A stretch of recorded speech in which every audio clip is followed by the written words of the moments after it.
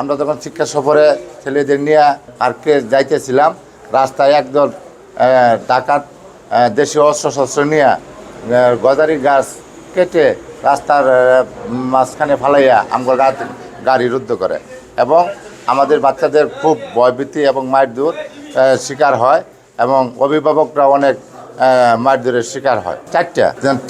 তিনটা আপনার ডাকাতি হয়েছে, আর একটাতে যাইতে পারে না। ত্রিপল লাইনের কল করার পরে যখন পুলিশ আসছে তখন ওটাতে তারা ঢুকতে পারে না।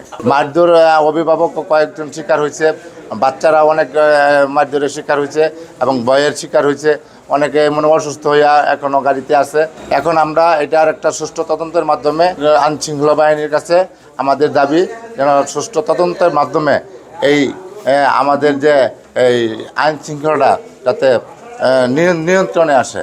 ক্ষয়ক্ষতির পরিমাণ স্বর্ণ অলংকার 2-2.5 লক্ষ টাকার উপরে এবং নগদ ক্যাশ 1-1.5 লক্ষ টাকার উপরে। তারা তো কখনো ডাকাত এরকম ছিনতাইকারী দেখে নাই। দাও এবং ড্যাগার এরকম দেশি অর্সু দাঁড়াল অর্সু দিয়ে তাগরকে ভয় দেখানো হয়েছে, তাগরকে স্বর্ণ অলংকার খুলিয়ে নিছে, টাইনিয়া নিছে, এরকম শারীরিক নির্যাতন করছে। এবার তার অনেক ভয় পেয়েছে, তারা শিক্ষা সফরটাই হয়ে গেছে।